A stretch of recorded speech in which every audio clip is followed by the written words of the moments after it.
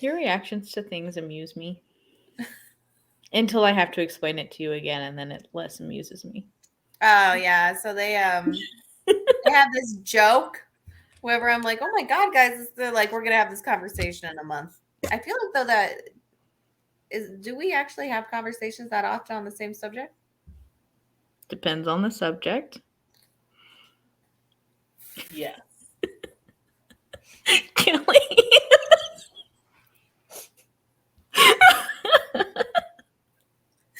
The greatest moment was when people started following Kelly en masse, right? Because you had some BKPP videos just get like tons of views, and then everyone was coming with questions and comments, and then Kelly was in a panic going, I understand how Shannon feels now. I did not like that one bit. I did not. Because it wasn't BKPP. It was something not my normal content. I thought it was it was a GMM TV post. I did one about the pillars. It was that whole pillars thing. It was the pillar thing. Yeah. That pillars thing blew up, and I was like, I am not Shannon. I don't have these kind of conversations. It was specifically Earthmix not being a pillar, and everybody everyone wanted to debate it. It was like a whole thing, and I was just like, but this is not. I hope you're not here for this, because this is not like my everyday. This is just a moment, and then I felt like anxiety around that, because then I was like, oh God, are they going to want stuff like this? I can't. I won't. I can't. That's just not my jam. So I'm going to giggle about Earthmix and tell you the history of BKPP and watch some shows. That's what you get. Yeah. I don't even do that. I just talk about shows. Like, I talk about this kind of stuff like with people, like you guys, and on lives and stuff like that. But I don't. My channel has always been just shows. Mm-hmm. I mean, I've seen you use a show to talk about something. Yeah. Yeah, but yeah, I know you don't just like. It's normally like I highlight a clip of a show and be like, "This is what I like about this" or whatever. But yeah. It's so weird. You know the show that set off, like, got me over 1,000? What? Unforgotten Night. Wait, really? Mm-hmm. I wasn't expecting that. I don't know what show I was expecting about that one. Hey. That was it. I was watching it religiously each week because I had gotten surgery and I was at home, so I could watch it while I was on my lunch break. And because I was watching it the day it came out, and I was recording it the day it came out, throughout the entire show. Okay. That, and I have a lot of the background knowledge for that show, so. I see. Okay. You buried the lead on that one. It's because I didn't talk about it that much. Like, that wasn't what a lot of my content was. But there were certain things that I was like, no, that's not how that works. Is there a show coming out that's got more of those elements? Or am I thinking of like... I mean, like, currently Love Syndrome is, but it's related to Unforgotten Night. Okay, I was thinking it Hit by Love just ended like a month ago, and it had a lot of it for high schoolers. I couldn't do it. I couldn't do Hit by Love. They're trying to make a season 2, and I'm trying really hard not to think about it. Oh, you know, people liked it. I don't know. It's one of those, like, it could have been great, but there are certain elements just weren't needed, and it would have still been fine. One of them being like that one. Like, there's children that didn't need, like, if they would have aged them up to like college, then at least maybe it would have made more sense. Yeah, the high school stuff, I can handle a lot of high school stuff, like My School President and things like that. That all made sense. That can be high school. That all makes sense. I was surprised that I enjoyed My School President as much as I did, because it is set in high school. Yeah, and I just was over the storylines, like but they're aging the shows up, which thank goodness. I mean, technically we still need the younger ones, because there are younger people coming in to see them, and there's younger people currently like showing. Yes. Shown. I had wondered if that's why I liked it more, because I had gotten to see so many other shows that weren't set in high school. Yeah. So when it came up, I was like, oh, this is cute. Yeah. I think also it was really smart. It was not written. It was written typical to point out what the typical was, as opposed to just being typical. My biggest pet peeve, and I've heard a lot of people doing shows like this talk about this show, when they say, oh, it's just fluff, or oh, it's so simple. And I'm like, it was not simple. That's why it worked so well. It was so damn smart. That show was so smart. I thought so. I get so flustered. My comment section during that show was one of my favorite things, because people would see so many things that I would miss. I'm like, maybe people don't watch. I don't feel like I watch a ton of BLs, but it was clear they were paying homage to every type of like literal BLs, not just like tropes. They paid homage to the tropes. Yeah. They paid homage to the BLs, like everything. It was like a love letter to BL, and like, I'm going to give you all that stuff, but I'm going to do it the right way. Almost like, oh, look at the new gen. And then it was, throwing it back to the old generation. Right. And improving upon all of those things, and actually proving that some of those tropes aren't so bad if they're done well. If everyone picks up a guitar and actually knows how to play it, we don't mind. We buy the music. You know what I mean? It's like that kind of thing. We don't get as pissed about the almost kiss if it's smart and interesting and part of the storyline, right? Yeah. And we actually get a good kiss at the end. Like, all of those different things. I have a show in mine. What do you mean? A shoulder to cry on. Oh, why are you making that face? Wait, what did I miss? It's how it ends. She's mad about how it ends. Spoiler, people. This is a spoiler. Plug your ears. A shoulder to cry on, because of all the almost kisses. That made me, how they handled it in that show made me furious. I don't remember. Oh, and you? Omega X. Red? You read? When I was like, oh my gosh, this is so sad. Blah, blah, and you're like, oh no, and you don't have a shoulder to cry on. And I was like, No!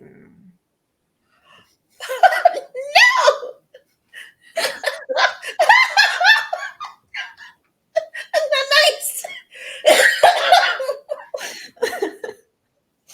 I was like, wow. It was payback for the night before. It was deserved, and I'm not taking it back. But that, because now that you mentioned, I can't even talk about what I did the night before that made you so addictive. Because when you were talking about My School President, how the almost kisses work, I was like, yeah, they worked really well, because I kept being like, oh, or I'd giggle, I'd be like, ah, but in a shoulder to cry, and I was like, I swear to God, if you guys don't kiss when you're, it's happening again, and I was about to I was furious. I feel like I don't remember the last episode. That's okay. From what I understand, you don't miss much. No, you don't. Don't worry. Was just like, why do we have that? Why? They did the fast forward in time, didn't they? Yeah. They did. And it wouldn't have been as, like, there were good elements about it that I was like, okay. But then they were like pointing out the fact that there was like no kiss, and then not doing a kiss. And I was like, and it wasn't like smooth or any of these other things. It kept setting stuff up and then not doing it. And I was like, look, they're adults. They have reached this point. They have all of this shit. They're in a heated fucking pool that it seems too big to be a hot tub. Did I watch this? They were in a pool? I didn't watch the show, so I can't help you. Oh, I watched the show. I think I was probably sick or something. I just had a point where I was like, it was not the actors or anything like this. This was like a writing decision by things. And I think they're still possibly. I mean, they could have been protecting them based on some of the hesitancy around it.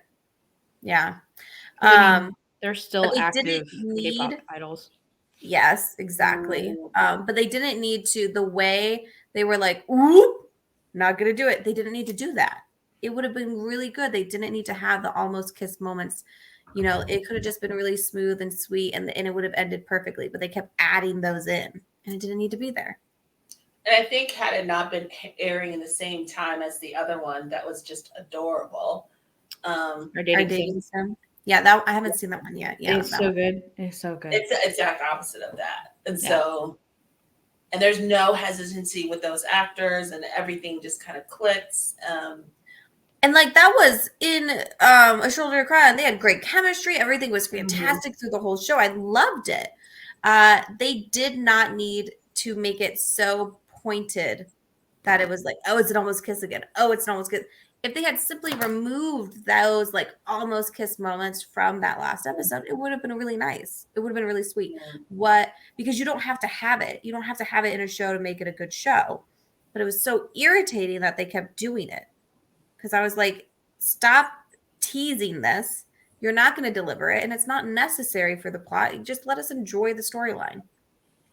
I on its own liked how they played with almost kisses in My School President, and then I don't know if he wants me to say his name. Someone had commented, it wasn't just that they did almost kisses, but they did every single type from every series. Like they were paying homage to the almost kiss. So they did all of the different types of almost. Like if I had more time, I would like try to. I was going to say we should.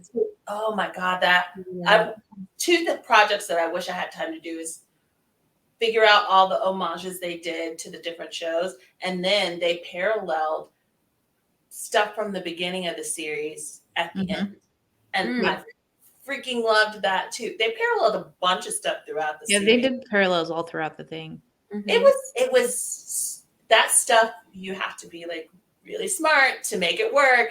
You know, and make those storyboards like match up and everything. And so I can always catch them as I'm watching them, but I can't like re-articulate them to other people. So it's one of those like if you're not watching it with me. So like when we were doing all those group watches, like that's how I was saying them all out loud.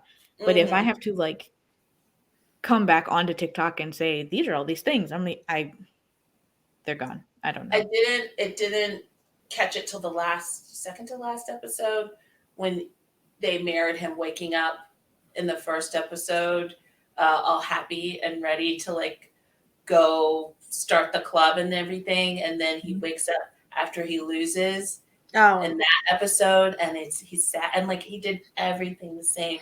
I just thought it was just like this really clever way to like. Well, even the umbrella scene in the first umbrella scene, Fourth was holding the umbrella, and in the last umbrella scene, Gemini was holding the umbrella. I love it. Oh my gosh, we need to go. I think it'd be fun to pull up like tons of those things that we can see, and like maybe.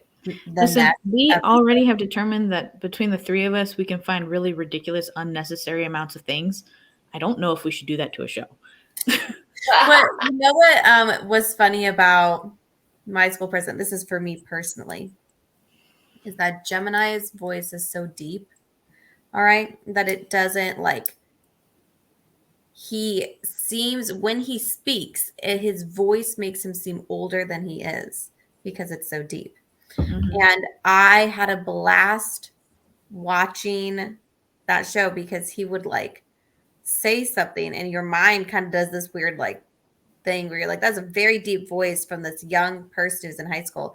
And one of the reasons why I thought he was such a good actor was because, then you just had like this goofy little kid who's like throwing himself around on a bed and be like, he doesn't want to date anyone right now with this like deep manly voice. And it was just, I was dying. It's like one of my favorite parts about the show. Yeah. He gave that character, if he had not played that character full on, he played it full on, but he didn't make a joke of it. And that's a fine line to walk. Yeah. And it wasn't like slapstick, but it was still funny. We've had this conversation about the two of them before, because I think it was wildly obvious in Moonlight Chicken because it was that kind of show, and then it wasn't just them. It was First and Cow, and it was Earthmix, and it was all these other people where we've said before, you're just watching, you're like, what is it that we could say about their acting and all this other stuff that seems so different? And it's like very authentic. Authentically queer is what we're saying. Like you were just like, whoa. And what was it? Because you had said it, Kelly, like if you know, you know. And they managed to screen. I'm being honest, I was speaking more the whole cast. We were thinking about when. It was Cow. Yeah. Yeah. Yeah. It was that thing. Yeah. But they had it. Gemini and Fourth in my school president, one of the things that stood out to me in that show, because this was where I was like, oh man, I never know how to exactly explain, but they manage, in my opinion, to perfectly capture that awkward, all the things of when you are figuring out that you like someone or you don't realize it. That was what hit me. Was Fourth, I thought, did a really good job of liking someone but not knowing that you like them or that you're attracted to them. That you haven't been clued into that yet. And I was just sitting there like, how are they doing this so well? It's like, I get it's acting, but whoa, they're really good.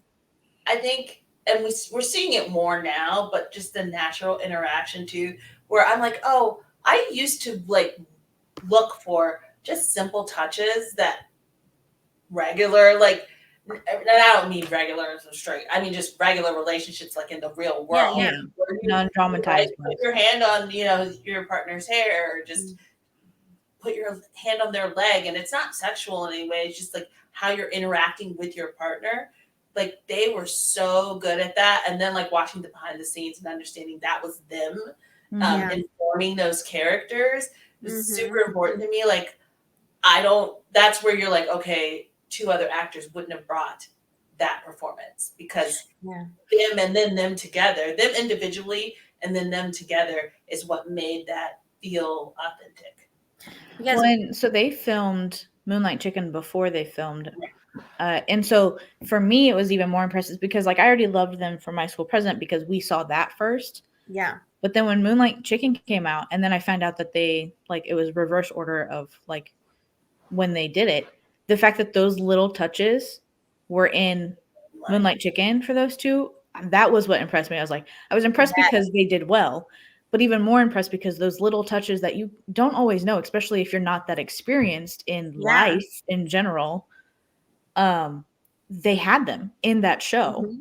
And that was what was impressive to me. We had the exact same thought, because that's what that was the thing for me, because who was it? Earthmix, First and Cow, they all had those things in it when they were interacting with their other significant other, the person they were interested in the screen.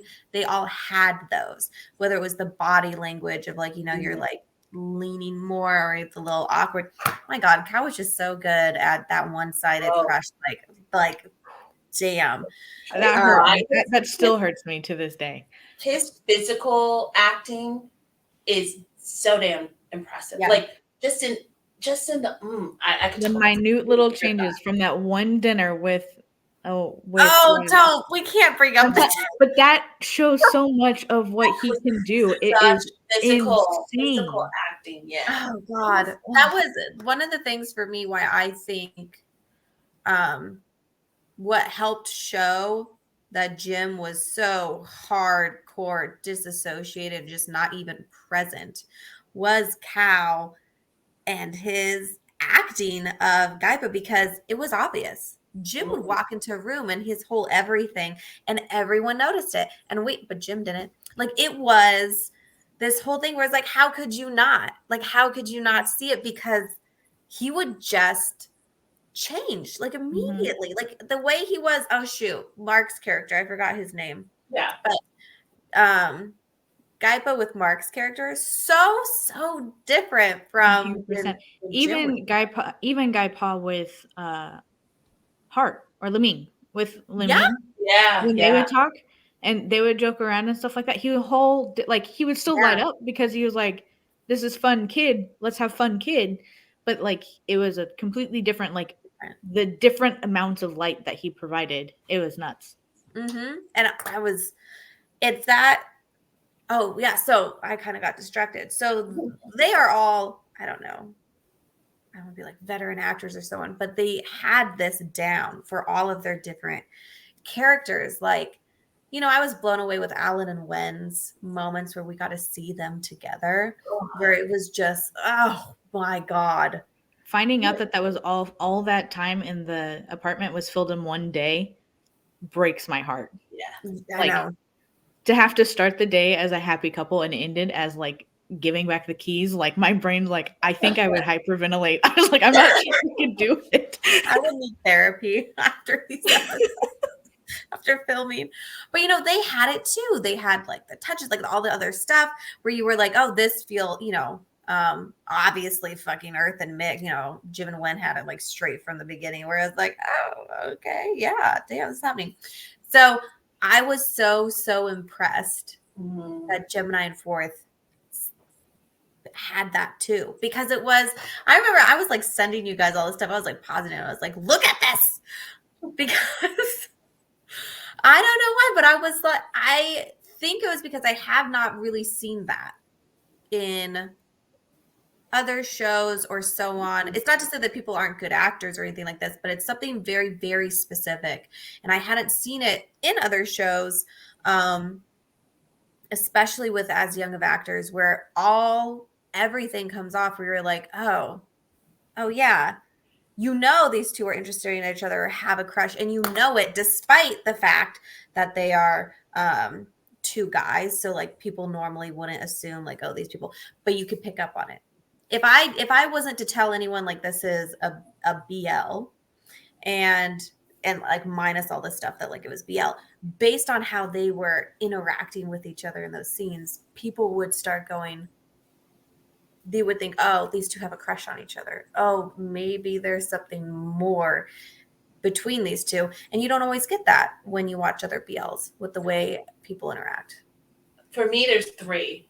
There's that feel solid in that. And that's this, my only 12%, because everyone around them, before they knew they were in love, everyone knew they were in love. And I think I told Sunset about you. Those two are the three where it just felt, you've just felt it in your bones that this is what was happening, acting or not, like you just, they conveyed that. But it was all the thing I hadn't thought about till we started talking about Cal. All of it's that physical acting. That's the difference. And it's not like saying, oh, I have a crush on so-and-so, right? But it's how you react physically when they're in your space. You know, because I was like, if I just pulled out, they can even act with their eyes. Yes. Right. Like if you just pulled out a scene of like Gaipa with his mom and Jim comes in, and if I was just to show my sisters that, they would know. They would know immediately Gaipa has a crush on Jim. And there's nothing overly obvious about it. He's just getting shy. He's getting awkward. He's doing all this other stuff. And like maybe he hands him the bag, his entire face lights up and things like that. Yes. And like maybe people could come up with excuses like, oh no, you know, really admires this person, which you see in everyday life when people are trying to like explain away the gay and so on. But I really, really liked watching that show for that reason, where I was like, wow, you just pull out these scenes, you show them to someone who doesn't watch BL, doesn't know it's a BL, and they will know these people have a crush. It's unspoken. They haven't verbalized it yet, but they know because the acting was just that like on point. But that's the point of a crush. Like you're not supposed to say it out loud. Other people aren't supposed to point it out. Like, I mean, your friends can make fun of you, like try and nudge you to get closer to your crush. But other than that, outside of that, most crushes aren't like known. Right. That's why I was just so excited to see it shown so well. Oh my God, it was so nice. Because you're right. It is one of the and when I try to explain it, I can't without saying more than maybe I should. It just felt so authentic. Yeah. I was like, damn. And that, yeah, their acting, I was like, holy cow. But between my school president and that show, but I don't want to say this because GMM TV has, I've said this about others. I watched Tale of a Thousand Stars, was blown away. I will say this, Earthmix and Tale of a Thousand Stars blew me away because they pulled off one, what I hadn't seen other people do in shows where I was like deeply invested in their romantic story. And there was not any of the physical stuff between them for like this entire flipping show. Yep. But they pulled it off. And through the thing, I was like, oh, like it was once again like, oh, you could see it. You could see like everything building, and then there's the crush. And then is it actually crushed? And are they into one another and all stuff? And I thought they did really, really good with that.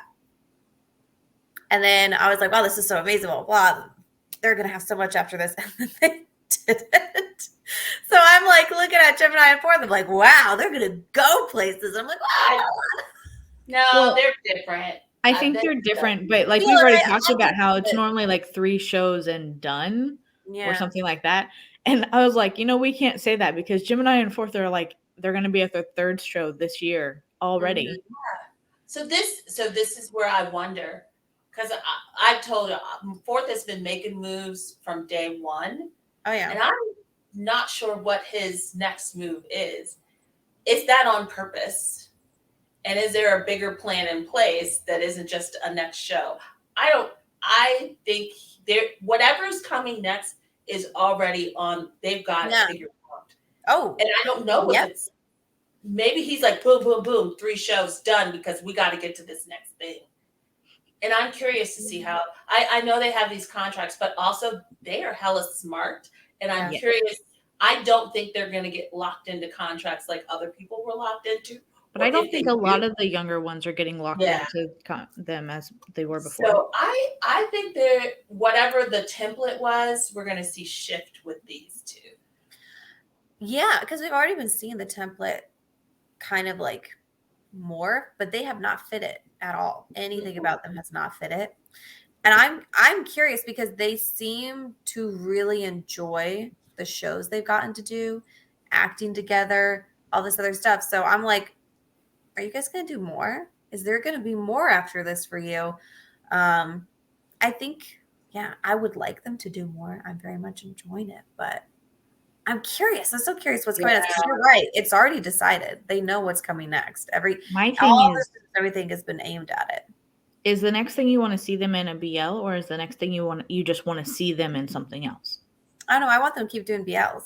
Listen, now that we have people who pull this off so well, I'm not willing to let it go.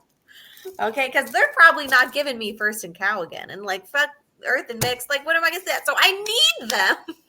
Man, you're right. First and Cow makes me incredibly nervous. If they break that ship, I think a lot of people are gonna riot. I don't think they'll necessarily break that ship. They can't afford not to give Cow more things. I think they're going to be in shows, but I don't think it's going to be together. Not together. And I'm not sure. They were another one they didn't fully plan out. And when they don't have them fully planned out, then what? Like they're going to get a reality show. Oh yeah, with the building the house, right? Yeah. Yeah, that's what I'm getting. They're going to give him a reality show, and then it's going to be like a go live in your house. We'll come back to you when we need you. And they're going to be like, yes. They're going to be like Earth and Mix. Like, yeah. Wait, you're putting Earth and Mix. You're going to be coming over for dinner. Where's our house? No, they do not want GMM owning their land. Earth's already got land. I feel like GMM TV should have learned after sending people to Earth's house that you shouldn't send people to her houses. There needs to be vetting done first. Because I really do feel like season 1 of Earthmix Space, especially in the beginning, and then you had the Armchair episode, they didn't know what they were in for. They were just like, yeah, send them over there, all this kind of stuff will be great. And then it was pure fucking chaos. So I shared it today because I needed happiness, but like episode 3 of the very first Earthmix Days, and they're talking about picking up their cats and how they're getting new cats. And that all the houses are going to be at Earth's house. And I'm like, The entire time they keep saying, we're going to pick up our cats. We are going to go home. And I'm like, and there's this dude sitting in the background and you just see him like, am I supposed to stop them from talking? Like, because it's just Earth. Mix isn't even in the car yet. It's just Earth rambling about them and their cats. And I'm like, what is going on? I really for do the think, first like solid 7 minutes, it was just them talking about themselves and their cats and them, all the things that they do for their cats at Earth's house. And I'm just like, there's many questions that should be asked in this right now. Their cats trip them up all the time. But the funniest thing about the cats was like way back when they were doing the promotions for Tale of a Thousand Stars. They were talking about the cats because everyone wanted to know about the cats, right? And Earth is like, oh, Mix found Eden. Mm-hmm. Yeah, I found Eden. And Mix goes, it was love at first sight. I'm like, oh, Mix, that's not even your cat. Mix, that's not even your cat. He's like, it was love at first sight. Blah, blah, when I found him, it was love at first sight. All this stuff. In this episode, they were talking about which one is your favorite cat, like of the other person's cats. Like they combined all three of them and like, which one is your favorite cat? Which one do you think will remember you when you go pick them up? And I'm like, it's your cat. Well, after they had like when they got to 14 and they were on that whatever, like selling something on some live or something. Oh. And she was like, how many cats do you have? And they said 14. And she was like, who has 14 cats? And they said, we have 14 cats. And she was like, you have 14 cats? And they looked at each other. It's like, we have 14 cats. Like they just didn't even try to fix it. Because what's the point? Yeah. I mean, why divide the children in the divorce that we're not talking about? Yeah. Honestly, if they ever do, like, I don't even know what would happen if they ever do. I don't even know how many cats they currently have anymore. Oh, yeah, I don't know either. I don't think it's 14 because they were giving some away. I think they were like, one of them died. One of the kittens giving them out to friends as party favors. I don't really know. But you get a kitten. They don't show this is how I imagine their wedding. You get a kitten as you walk out the door. Party favor. I feel like the extras didn't really get front row. Like they're not featured on the Instagram pages. I wonder because like Off and Gun are very much a brand, very very branded, and Earth and Mix are pretty branded, but unlike Off and Gun, where like Off and Gun put a lot of effort into like the business side of branding themselves. Earth and Mix, I feel like, are branded through sheer willpower of themselves, where they are just like, no, this is like, we are this package deal. These are our cats. This is that might be Earth's house and this might be my house, but like their cats are both of our clothes in both areas. Yeah. And so, it's just like sheer willpower on their part. But I do wonder, like, if at any point it did happen where they like separated and they were just like, oh no, we're doing our own thing now. Knock on wood. Knock on everything. Knock on everything. If that ever happened, who would get what cats? Because I don't care what they say where they're like, oh, this is my cat. I'm like, okay. You know that game where like there's this game that people have been playing for years, but it's basically they'll put an animal in the middle, and then both parents will run to different rooms, and wherever the animal goes, that's who gets them. Oh, no. But who would get us in the divorce?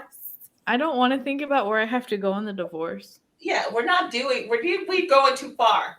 Oh. All right. We're not doing the divorce thing. Between Max and Tool, who gets me? This one's too far.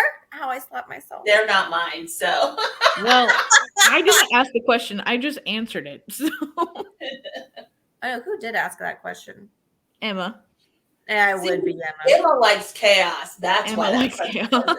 No, what was crazy was her being like, who would get Shannon in the divorce, Max or Toll? And then all of you were like, well, let me explain my detailed reasoning as to why. My reasoning was completely valid. Thank you very much. It was valid. All of them made sense.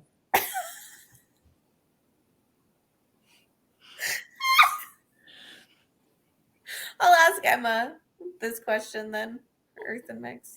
Earthmix, no, we don't touch that. Tweet, No, tweet. because none of us want them divorced. We didn't want the other ones divorced, but they act divorced, so I have to pretend like they are. Yeah. They do ask like Max and Tool do act like a divorced couple. But like one of them wants a reunited, and the other one is still divorced. Max, well, I don't know. Max does act, like the we can make this work. Give me one more chance type person, right? Till lately. And now he's acting like I mean, he still does a little bit, and then he's like, "Fine, you won't respond to me. Let me show you with a new man." I know. He's And there. it's Top Tap that cracks me up. I feel like Top Tap put a kibosh on it. He slowed that down. I think he finds it really funny, but then he's like, "This is gonna bite me in the ass as soon as Tool comes back." Y'all are getting too excited. I need this to calm down. Well, I noticed that his interviews lately were with the two girls, which is his friend and the girlfriend, or the girlfriend. Listen, if they make this whole show and they had Max and Top Tap there and they did not utilize that, fools! Absolute fools! I mean, isn't there like 7 different storylines going on? I don't care. I want at least one hookup. Okay, a makeout scene, something. They had both of them. I want to see the chemistry on screen. I want to see it all. Give it to me. I'm kind of convinced that Max can make anybody look like they have chemistry with him. Yeah, I would like to. Yeah, so let it be. We're just testing the theory. That's all. Let it be Top Tap. Let it be Top Tap. I don't ask for a lot. What are you doing? But what I think was funny is like every time Top Tap has talked about it, he's like, oh no, people will get mad. He's talking about Tool. Yeah, I was like, he's not talking about the people. He's talking about Tool. He's like, no, you don't understand. I know him. That is what cracks me up. I like how all of them keep reiterating that Tool is coming back and it will be an issue. This is what I think was funny about that, because we had all this stuff happen last year when Mew went to New York and visited Tool, and then like the stuff with Max, and then people noticed what we had noticed, and then we're like, oh my gosh, there's nothing going on here like between these two, and then it's progressed. And what is funny to me is everyone would be like, oh yeah, Max and Tool are not what they used to be, or there's that thing that's been going around. And now that we're here, where Max is in a show, he's got a great ghost ship being thrown around that he is helping along. He's talking about other people's abs, like all this stuff. Max is just going crazy. Then all of a sudden we have these other people who are like, listen, we get Max is going crazy, but someone else is coming and we need you all to chill. And it was just funny to me because I was like, oh, that's hilarious. Because even a couple, like a month ago, people were pretty sure it was like dead in the ground. Mm-hmm. Nothing's happening. It's being moved on and people need to let them go. And now we got Top Tap going like, please guys, like I'm friends with him. I know him and I can't get in trouble with him. It's like, oh. There's people I'm willing to get in trouble for. That is not one. Right? I see now they are double standards. They are double standards. That's not fair. Max should be able to run around too. I mean, we know Tool did, so right. Exactly. I think the difference is that this ship is very much work related, Top Tap and Max, and Mew and Tool is not a work related ship. People are very much. I think still, even if he wanted to do not work related, he'd be caught up with. I know Tool. Do you see what I? No. What you're saying, I'm for it. I want all the ships, all of them.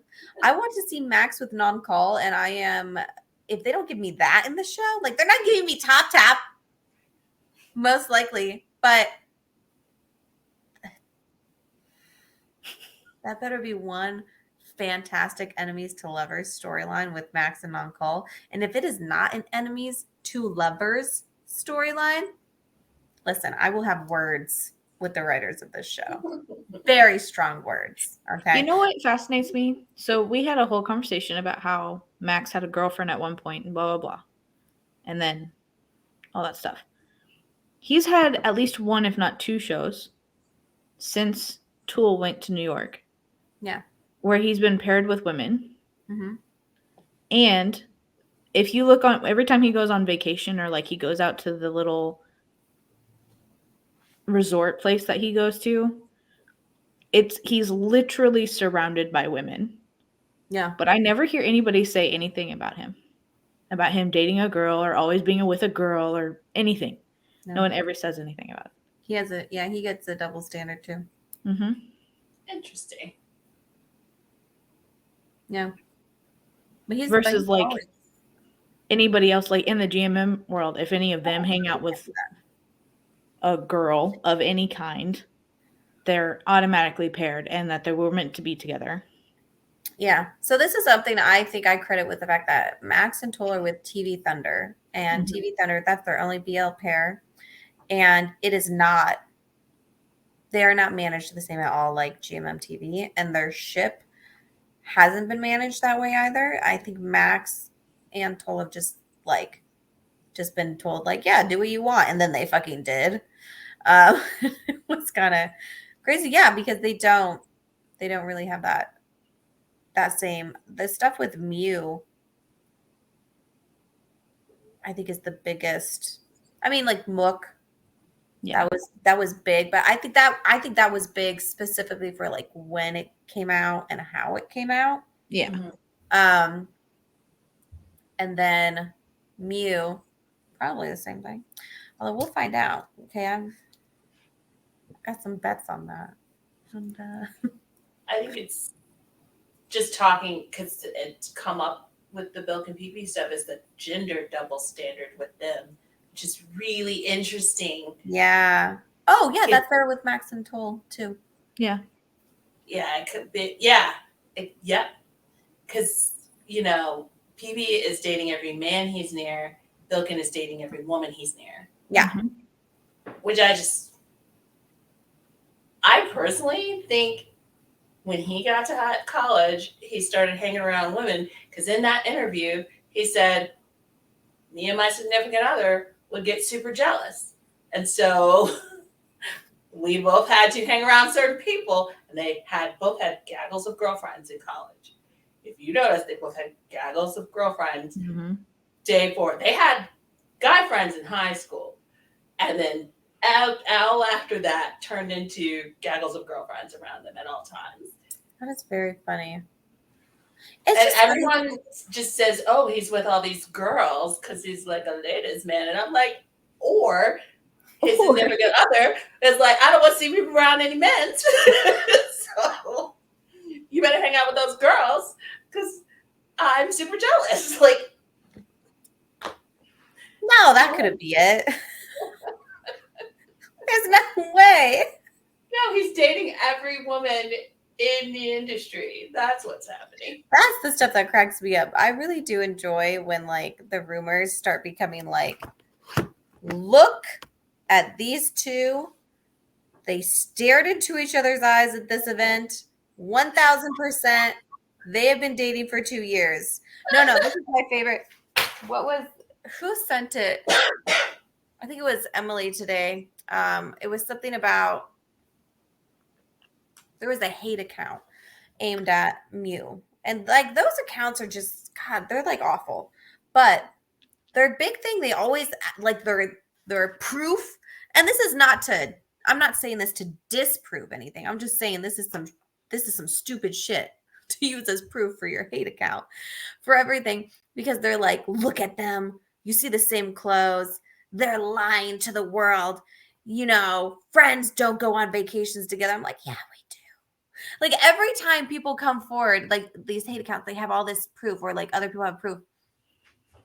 This is not to say like things aren't the way they are or the way people think it is, but just want to say it cracks me up at the level of which we or industries or whatever we will use as proof of things, because I'm like, oh shit, I do all that with my friends. Yeah, all of it and more. Mm-hmm. Okay, and more. I'm like, yeah, my friend visited. I think I still have some of her clothes because I found like 2 pieces of clothing. I was like, I don't remember this being mine, but it's mine now. And then when my friends visit, I have like a little 2-bedroom. Oh, now I got 2 bedrooms here too. My friends, they sleep in the same bed as me. We sleep in the same bed, like cuddle on a couch, like all this kind of stuff. It's just what we've done. It's just what I know. Like at one point, Rachel and I kept going out in public dressed so similarly that people thought we were in couples outfits. Okay. And this happened more than once to the point where I was like, we need to coordinate not to do this. Because it's getting bad. And so we had a Starbucks barista. Okay. We're pulling up in the car. We're in something that looks very similar. Okay. Similar outfits. We've got the kids in the back of the car, and the Starbucks barista goes, "You two look so cute today." And we're like, "Oh, thank you." So we feel so good. We get the coffee. We're taking off. And then Rachel's daughter was like, "Yeah, she thought you two were gay." We were like, "Oh." My friend and I went. It took me almost a year to figure out what had happened. I had a birthday weekend, went to New York, was like so excited. I was going to see Hamilton. I was obsessed with Hamilton, and I got Hamilton tickets like when it was a big to do. So she had called ahead. She's like, "I'm going to get the concierge to because we had a lot of shows to see. She's like, I'm gonna use the concierge. I've never done that. And we're going to figure all this stuff out." So she called ahead to get us spots at all these restaurants and everything. So we got there, and the hotel had given us wine and chocolates for my birthday. And I was like, "Oh my God, amazing." And then we got these amazing seats at all these restaurants.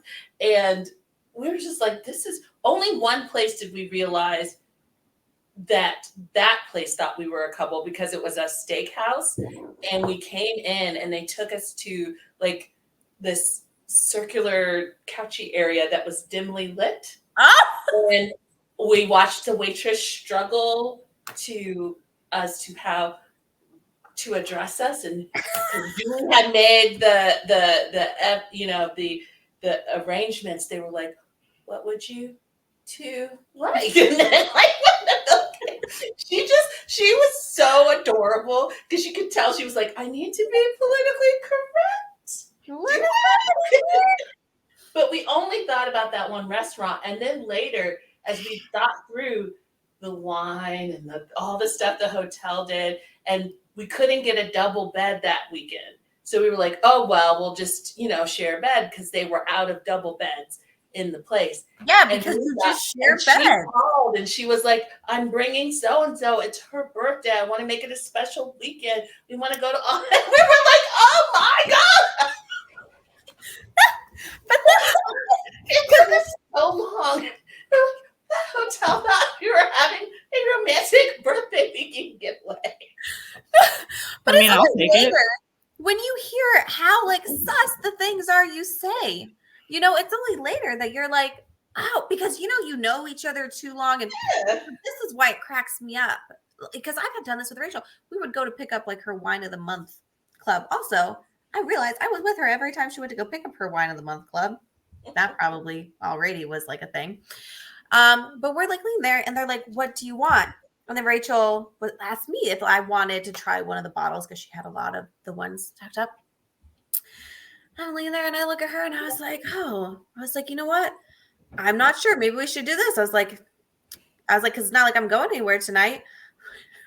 Or I said something like this, and Rachel was like, "That's a good point." And then we both had a moment where we stopped. We looked at each other, and I was like, "Fuck it, I give up," because we can't. Yeah, you're just stuck at that point. So this is why it's very funny I think it's hilarious. You get these moments where everyone is like, "Look at what they said," and I'm like, That's the worst. Scared me. Whose is that? My brother-in-law dropped something in the sink. It scared me. Oh, God. It scared me. I was like, "There's no one in my house." Yeah, so I went to Nashville for my Nash Bash, which was my bachelorette party. But so I don't like attention on me. So for birthdays, I don't like people knowing that it's my birthday, but except for whoever I'm going with. So I specifically told them I didn't want the stupid sash things. I didn't want the crown. I didn't want anything that identified me as the bride or whatever. And so we went. Well, it's me and 3 other girls that are all my best friends. That they're like the best friends that I have. Mhm. And we went, and I don't know, because they didn't want to identify me as the bride, they said my friend is getting married, and I'm standing right next to them, so they don't think it's me. They think it's one of the other people. And me and my best friend, when she's surrounded by a lot of people, it makes her very nervous. So I always have my arm around her Yeah. so that she can stay calm. Yeah. And so they think that the bride is over there and their nice little lesbian friends are over here. And I'm just like, yeah, okay. The amount of times with my oldest, because it was just me taking him to doctor's appointments, doing all this stuff. And so my very, very, very good friend, we grew up together, would go to the doctor's appointments with me when she could. And okay, well, this is kind of funny. I have found it always threw people off because she's a brunette, I'm a blonde. So we'd get in there and they would literally, I'd see like nurses' brains stop as they tried to figure out who the mom was. Right. And they're trying to pair like hair color, like they've got nothing to go on in this situation.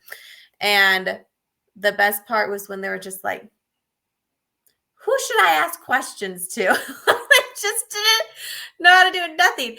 But literally all the time, constantly this would happen with us. And you know what?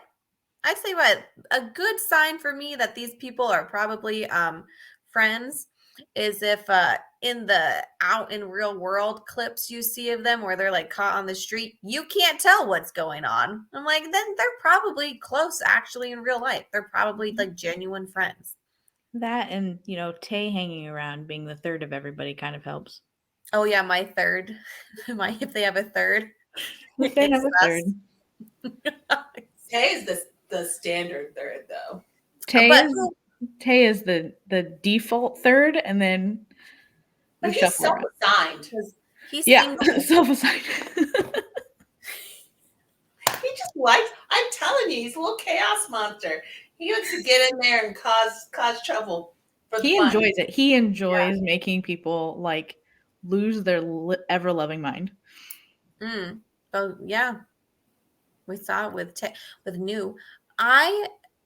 They are doing a lot better lately. They are doing better. And I'm always wondering, I'm like, is it because these people are like in their 30s now? Did they just mellow out and that's why we're seeing them like? It could be a little bit of that. They also have a new show that kind of lets them do a different side of themselves. So that's true. But have they gotten all the licensing for that? I haven't heard anything. I can't imagine. Like they put Tay. Tay had a pretty big role in the Midnight Museum. So. And Nui just had More of why? The Warp Effect. Warp Effect. Oh my god. I was like, that's a much different show. Warp Effect. Warp Effect, yeah. But like both of them kind of got to do other things. So I think them mellowing out with each other kind of makes sense. They did kind of get a break also from their ship. Let Bright and Win have a break. Look, it really helped Tay and New. Okay. I mean, we're not in shows together. We're just being forced to do all these meet and greets. Well, they're still doing meet and greets for F4. Yeah. It does not weird, man. Why are we still doing F4 promotion? Because they can't leave those two alone. That's why they're doing F4. They can't have Bright and Win alone doing the stuff. So they my least favorite thing about the F4 promotions is it's always the 4 guys. I know. What the heck? There is a female lead, literally holds them all together. Furious. And it's always the 4 guys. I really like her. And she just like, she's fantastic. She's amazing. And I'm like, she's a really good actress that they have there. And they're like, oh, look, it's the F4 gang. I'm like, minus the girl. Just part of it, though, is because people were so... Oh, they were awful. Oh, I followed all of them. Isn't she the same one that took time off for her, like this year she's not doing stuff? That's what I thought. Because she's doing her dentistry stuff, right? Dentistry, that's it. And she was just in the one show with Ohm. With Ohm, right? Yeah. She was in the 10 years ticket. Who was playing in Double Savage? She's the actress in Double Savage. Film? Okay. Yeah.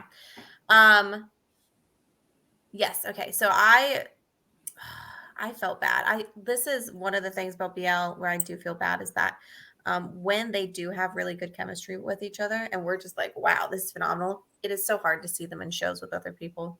It's painful. And I am talking about Omen Nannon, okay? Because we got 10 Years Ticket and Dirty Laundry after Bad. Oh my God. I don't think we should count Dirty Laundry as anything. That was all a joke. You can still have chemistry with someone and it'd be a joke. I saw him kiss her. It was not.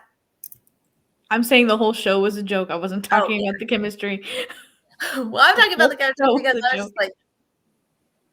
Mostly because every time I think of Dirty Laundry, I should be thinking of Nanan and whatever he was doing. All I can think of is Pond. Yes. that or what? He was amazing. That was funny. But it was like, it was like we went from Bad Buddy. Everyone's going to talk about that rooftop kiss for the next of forever. And then they're just chemistry through that whole show, all of it. Which also, I would just like to say, did a very fantastic job of the whole being attracted to someone, liking someone, and not knowing it as well. Fantastic. Yeah, that was very good. And we get them in shows with these girls who are good actresses. They're good at what they do as well. And I was like, oh, what's missing here? Because we have literally seen Omen Nannon try and suck the other one's soul out of their body through their kisses. And then they get into these shows with these girls. And I'm like, what a cute little whatever that is. How much of that is based on respect though? Possibly, yeah. But you can still have something going on. I'm not saying there's. Does Bright not respect women?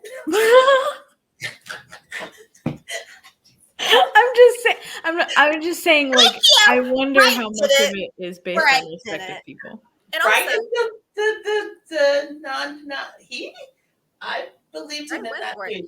So my favorite example is Fluke Ohm. Man, I really threw me for a loop in 609 Bedtime Stories. Oh, yeah. Man, I was like, what the heck are you talking about? Okay, yeah. I, stereotyping.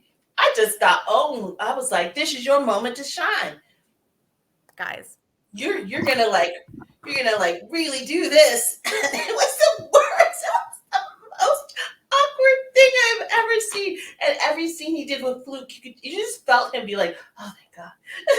I think he was uncomfortable. He was uncomfortable. Guys, I was high. And I have not watched episode 2. Yeah. I forgot about that. That's right. But I want to say that even though I was high, I'm going to say this on doctor prescribed pain meds because I had surgery. Anyways, yeah, that still showed through what stupor I was in. But it made me think that the show was a comedy. That was how bad it was that I was laughing. I was like, this is amazing. I was like, this is a fantastic show. This is a great comedy. Look at this amazing how they worked all of this in. I was like, the man thinks he's into woman. That's so funny. Wonder how they're gonna make this play going forward. I just really was not. I don't know why. I just thought he was gonna just go to town, just be ladies man all through it. That's because that was the character. I never got the impression that he would have been a ladies man. Everybody else tried to tell me that, and I was like, I don't think that's what that man does. And then 609 came out and was like, that definitely is not what that man does. I wanted to be like, sir, have you ever kissed a woman before? It was so and it's, I mean, we all know it's acting. It was directed. Yeah. And that's what made it to the screen. And that's very confusing for me. What did they do to get to that point? How? Go back. My brain is saying that you mean that was the best take that he did, and I'm confused. Listen, I'm just saying this. Go back through. Don't watch it sober and watch it as a comedy. It is gold. It's perfect. And I haven't watched it, so I don't have to worry about it. I just got to see all the clips because everybody was panicking. Yeah. Please just watch the own lady scenes. Well, I saw those because I kept getting sent it for proof of. No, you have to watch everything leading up to it because it was really this character. You were like, oh, okay, this character. It was all everything. And then the scene came and I was laughing because I thought the joke was that this man thought he was into women. Like, I thought that's what the joke was, because it wasn't even just that scene. It was other stuff that's mentioned by him where I'm like, this is so funny. He's like, this is a whole play on the fact that he's actually into guys, blah, blah. No, it was serious. As I came to learn later, it was very serious. And it was. But you haven't finished the show either. I didn't finish. I'm scared. It's a great comedy, and I just don't know how to watch it sober. I hear that there's one bad ending and one good ending. That's all I keep getting told. I was told I need to finish it and watch the good ending. How am I supposed to know if I'm looking at the good ending or the bad ending? Huh? How am I supposed to know if I'm looking at the good ending or the bad ending? I really liked his sister. His sister really stuck with me. Shocker. You know what's bad is was it the one for that? Diego will be like, you know the girl from this show, and I'm like, yes. I haven't seen the show, but I know who he's talking about. I'm like, yes, I do. I do, Diego. Thank you. When you mentioned it, I just realized I'm very excited to see the Kristen Gawain. I am not excited to see that. Oh, I am, because I have to know. I want to see if they pull it off. I'm not excited to see it because all of the I don't want to call them promo pictures because they're not, but like all the pictures that we've been seeing of those two together recently just make me feel very uncomfortable. But it might be one of those things where it's like they just come off as bros in regular life, but they can pull it together for the show. That wasn't regular life. Bright Win in show, out of show right now, and my brain is not able to cope with that. So they were supposed to be selling themselves for the show, and they were like, well, like, but Gowan was off social media for like months, and then he randomly showed back up again. Well, I would just want to say, no, I don't even know. I'm willing to I think they could do it. I'm going to give it a chance. I'm not excited for it. Like, it's like I'm not looking forward to it. I want to know if they pull it off. Yeah, I hope they do. I want to see them both have a good show. They were in like a van or something, singing and playing music, and they seem. I didn't think about the fact that music would like connect them, so they seemed to genuinely enjoy that. Like, Chris was playing guitar and Gowan was singing, and they were like in a van or something, and they looked like they were having a genuinely good time. And I was like, oh, maybe this is a. Because I was like, what did those two people talk about? Like, I was just trying to figure out, like, I just feel like right now, Chris is getting a lot of, Chris and Nanan and Bright in particular, but a lot of those people are getting a lot of hate because of the Riser concert. And then they turn around and talk about how Gowan should have been there. Like, because Gowan was there. He just was like, he was watching it and not on the stage, and everybody's mad because he should have been on the stage. I was like, he's not part of Riser Music. He's part of GMM TV specifically, which Riser is owned by GMM. But I was about to say it's a different contract. Just like Louis is also not a part of Riser Music.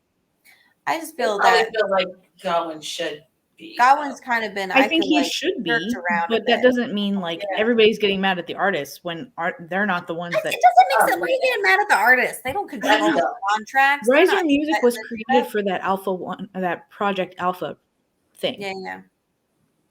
And they created it for Alpha One. They put Sizzy in it. So that way all their groups are there. And then they added Nanan, Bright, and Christ because they were trying to move them into music. And they needed big names to headline. Every time like Alpha or like Alpha One gets brought up, Omegaverse, like every single time, and it's mentioned with GMM TV, I'm like, what are they doing? And my brain has to like switch in what we're actually talking about. Yeah. What confused me is every time like First was one of the people that was like helping them and stuff. And so when he would do something and he'd say Project Alpha, my brain kind of like shut off. Like, what? Well, it took me forever at the outing to understand, like, who was the dude dancing and flipping around? I was like, who's that little dude that keeps dancing everywhere? It took me so long. I was like, I've never seen him in a series. his face is everywhere. He can actually dance. It's very confusing. And then I was like, oh right, that band, the boy bandy band. Yeah.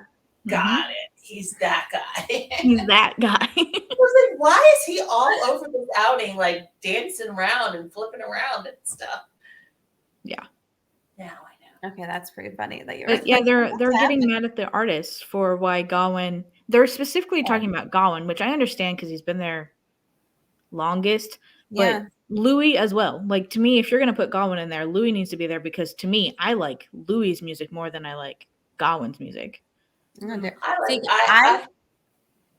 think they both deserve to be there. I like them both. I just like if I'm gonna listen to one, it tends to be Louis more than it does Gawain. Mm-hmm. But probably because I am naturally opposed to Gawain because of the stupid Enchante. That's my fault. Not. Oh, okay. I was about to say I really like Gawain's music. I think he's very good. No, and like I said, I like his music. I was just saying, like, if they're gonna get mad about Gawain not being there, they should also get mad about Louis not being there.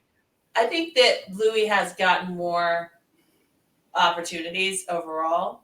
The upset about Gawain is not just specific to Riser. It is a pile-on of treatment in everyone's eyes. Yeah, which I agree with. And I brought that up a long time ago that I thought he was getting mistreated. When we thought he was getting pushed out, before they announced who the GMM 2023 was, and he wasn't going to the event, and we knew that. Mm-hmm. That's when I was still, it doesn't even look great, especially now. Gemini 4th are coming forward, and they've had so much music, and you're just sitting there, and you're like, "This guy's just been sitting here, been waiting. We've been waiting. What's going on?" I feel like he doesn't play ball, and so he gets pushed aside. That's my take on that. I think he doesn't play ball, but he also I think he only cares about the music, but he doesn't want to do the other things to get the music out there. Yeah, play ball. More than just corporate play ball. Okay. Does that make sense? Like, Nanan plays corporate ball, but he also plays music ball, where he's always inserting himself in different places with music. Oh, I see what you're saying. I see what you're saying, but I think Nanan would have way more opportunity than Gawain would to do stuff like that because he's got more access. He is given more access than Gawain is given. He of all of the people, like Nanan gets a lot more than others do, so he would be able to move around in places. But I don't think Gawain would be able to. Does Chris? Mm-mm. No, but he's doing the same thing. Chris is an old OG. Chris has that OG stuff. Yeah, but I don't think Chris is really their favorite person. No. I don't think so. But he has that fandom, so money. He does. He has to have a fandom who's. Do you think the problem is that Gawain doesn't have a fandom behind him? I think it's a bunch of different things. That's just one. You know, I was you guys made me think a thought. Damn it. Where'd the thought go? I'm searching. Hold on.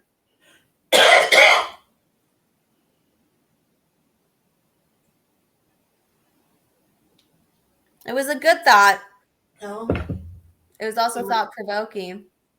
We were talking about access. We were talking about Chris and Gawain. Oh, do you think? Okay, I need to go back and check. But has Gawain had a straight face? Because if he has not had a straight era, then they're not like gearing him up for music and all this stuff. And I'm going to clarify for this podcast, in case you don't follow me on TikTok, when I say that an actor is being thrown into a straight era, I mean it's because they are marketing them towards like the general public and so on, and not specifically toward BL. And I call it the straight era. So, has he had one of those? Has he been specifically marketed in that way? Because then I don't see a bunch of music stuff coming. I don't think so. Because he's not, I don't feel like he's been ever fully immersed in BL yet. That's why I'm saying he doesn't play the game. Yeah. Because he's not even, he hasn't had his gay era, you know, where he's like all marketed towards the BL side. And I don't feel like he's really had this straight era. He's ambiguously queer, everyone. This is why I say he doesn't play the game, because he could have got all in the way of First Cow, because people were into First Gawain, and even though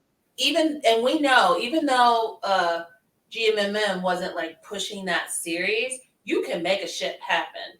You can get all up in everyone's face and ride the wave of popularity. They did And promote he you. went fishing. Like he just would disappear. And because First would melt in his presence and giggle and just was all about it. And Gowan was just like not rude. He was like in it when he was in it, but then when he was not, he was not. I like First. I'm just like, we stop letting him around attractive men. One, we should learn that by now. And no, then, but like, I really like him being around attractive men. I like seeing him melt. It's fun. And then I want to see First, Cow, and Bright, because I just want to see First brain shut down. I want to see like what would happen. I think Cow would I want to see what Cow's reaction to Bright. He would get a kick out of it. I think he would make fun of First, but I think he'd make fun of First, but I think he would also guard him from Bright. Yeah. And be He's like, very territorial when he wants to. Yeah, I'm like, oh no, he would handle that situation. Funny. It would be so funny because the reason why I think that would be hilarious is because First had told Cow that he watched Together. His first Cow was like, together. Oh yeah, I was in it. You saw me. He's like, one. Yeah, I watched it for you. No, he watched it for Bright. Yeah. He had said this like the other stuff, and I was dying. So I was like, yeah, I'd like to see like this whole little. They should do like a little one of those. I don't even know what it is that they do, where it's like the three of them there selling a product or something. I'd pay. I'd buy the product, put them in a room together. Totally off topic, but I died today when I saw the clip of Gemini Fourth and Mark, and the point where Gemini said to Mark, "Why are you here?" Gemini, they sat Fourth in between. Whoever was doing this knew. They knew what they were doing, and Fourth was just like, fuck my life. He was to do it. Like Mark was feeding him. They were kicking and just having a ball. And then Gemini's like, "Why are you even here?" Oh my god! And the thing is, that's his inside voice out loud. Like he really was like, "What are we doing?" Like he has. Where's Ford? Go get your own ship. I was told Gemini Ford. What is this? You just know because like everybody like harps on the fact that Gemini doesn't like do the flirting thing with Fourth all the time. I was like, maybe, but he still has those thoughts somewhere. And I'm like, it's like I think like Fourth is one of the only people he could pull that off smoothly with, anyways. And then when Mark is disrupting the flow, he's like, "Well, what am I supposed to do?"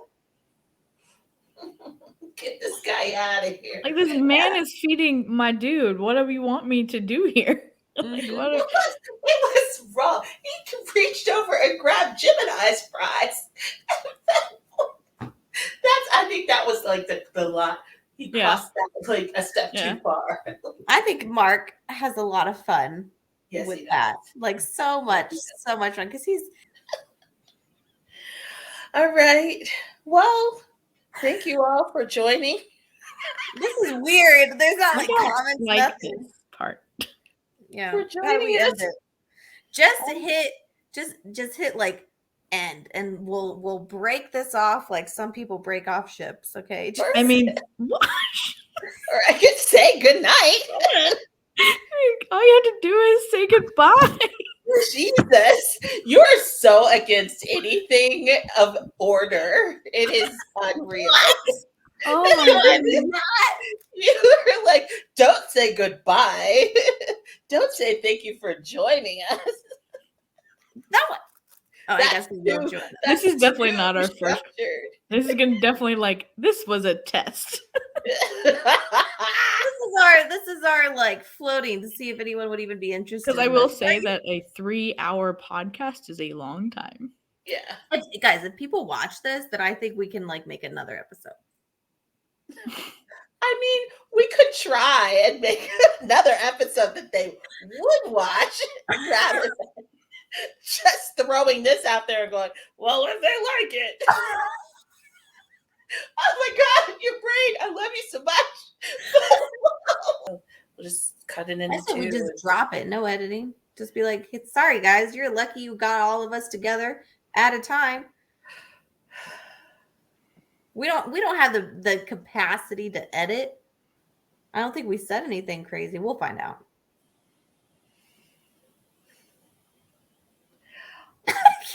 I will say, your TikTok spirit does not fully translate in the YouTube world, I don't think, or the podcast world. What does that mean? There is something, like, as a consumer of media. Oh, they expect a certain level of like polish and oh God, I'm not made for it. I'm not made You know for what it. I mean? Like, it's not huh? No, ignore me. Keep going. Like, TikTok leaves room for allowances that other places do not. So there does need to be some sense. I'm not saying fully structured out, but like some level of packaging of some kind. I would also say that you should minimize the length of time for each one. So like we did 3 hours today, which is literally just what we do on the phone. We literally talked as if we were on the phone the whole time. Versus like, and if we want them to come back to our podcast for however often we choose to do it, it should be like an hour to hour and a half. Because people don't like to sit for that. There's structure to podcast and YouTube. There is. You know what? I'm going to say we should just drop it and be like, guys, this was just us like putzing around. If you like it. The rest will be put together. We were figuring out how to use things and communicate. Yeah, I'm fine with that. Yeah. Oh shit. Yeah, we're still just sitting here. So we're gonna how do we end? I tried and you cut me off. You said let's just cut it and pretend like we're a ship that never finished. That seems like a brilliant idea. I was trying to say till next time or something like that. I don't know. I said that this should just be said, this was a test, and I hope you come back again when we figure it out. Okay, let's just say it now, and then we could just splice that onto the end of something. That this is a test? This is a test, people. We hope you come back later. If you've made it this far, congratulations. And also, damn. And also, this is perfect. Hope you had fun. I can't promise higher quality than this. They can. And this is probably the best you're getting from me. I have a lot of faith in us, Shannon. I have more faith in you two than I do in me. Oh, this is going to take forever to download. But, okay. All right, all right, we're done. Oh, shit. Bye. Bye. Bye, you guys. I don't know how to get us off of this. I'll end it. How do you leave? Like, just click that. Oh.